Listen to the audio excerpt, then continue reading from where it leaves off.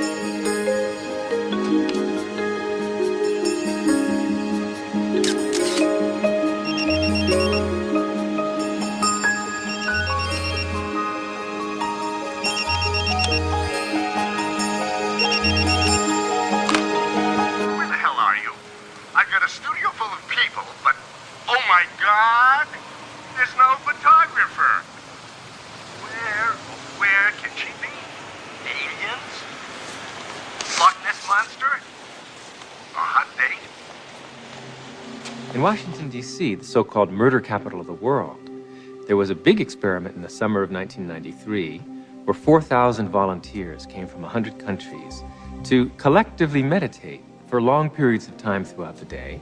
It was predicted in advance that with such a sized group, you'd have a 25% drop in violent crime, as defined by the FBI, in Washington that summer. Well, the chief of police went on television saying that, look, it's going to take 2 feet of snow to reduce crime by 25% in Washington, D.C. this summer. But by the end, the police department became a collaborator and author of this study because the results, in fact, showed a 25% drop in violent crime in Washington, D.C., which we could predict on the basis of 48 previous studies that had already been done on a smaller scale. This leads naturally to wonder, are people affecting the world of reality that they see? You betcha they are. Every single one of us affects the reality that we see, even if we try to hide from that and play victim. We all are doing it. Just tell me where you are. Good. But hurry, will you, please, because these models are giving me a headache. 10 minutes.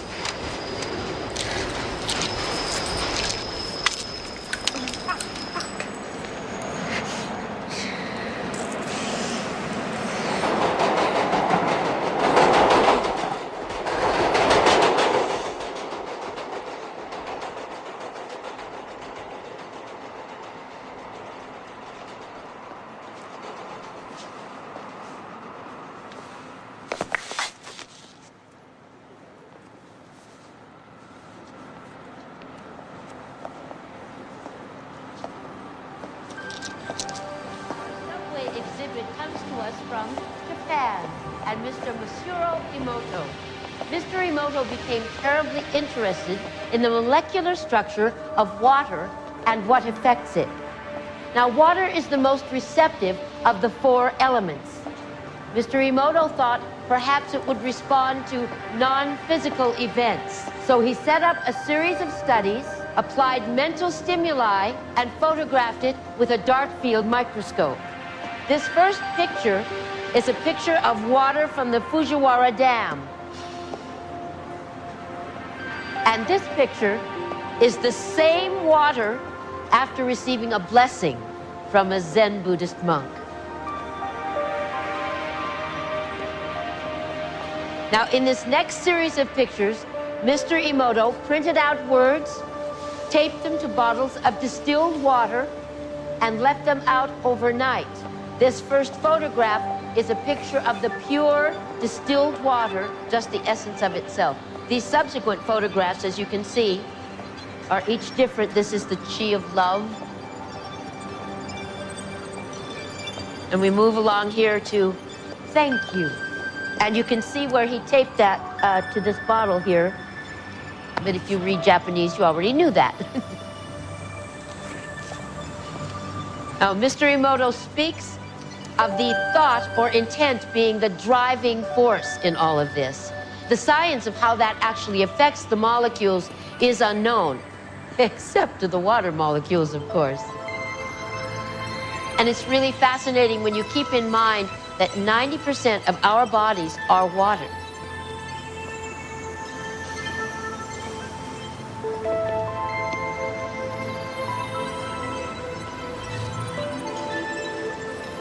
Makes you wonder, doesn't it? If thoughts can do that to water, imagine what our thoughts can do to us.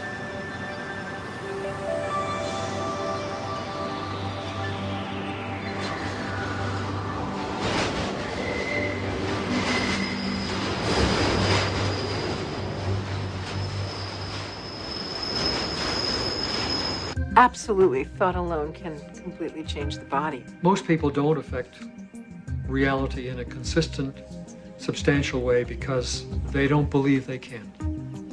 They write an intention and then they erase it because they think that's silly. I mean, I can't do that. And then they write it again and then they erase it. So time average, it's a very small effect. And it really comes down to the fact that they believe they can't do it. If you accept with every rudiment of your being that you will walk on water, will it happen? Yes, it will. But you know, it's like positive thinking. It's a wonderful idea, positive thinking. But what it usually means is that I have a little smear of positive thinking covering a whole mass of negative thinking. So thinking positive is not really thinking positive. It's just disguising the negative thinking that we have. When we think of things, then we make the reality more concrete than it is. And that's where we become stuck. We become stuck in the sameness of reality. Because if reality is concrete, obviously I'm insignificant. I cannot really change it. But if reality is my possibility of consciousness itself, then immediately comes the question of how can I change it? How can I make it better? How can I make it happier? You see how we are extending the image of ourselves?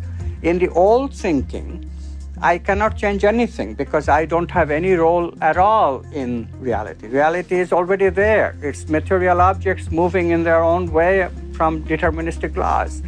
And mathematics determines what they will do in a given situation. I, the experiencer, have no role at all. In the new view, yes, mathematics can give us something. It gives us the possibilities that all these movements can assume, but it cannot give us the actual experience that I'll be having in my consciousness. I choose that experience. And therefore, literally, I create my own reality. It may sound like a tremendous bombastic claim by some new agey without any understanding of physics whatsoever, but really quantum physics is telling us that.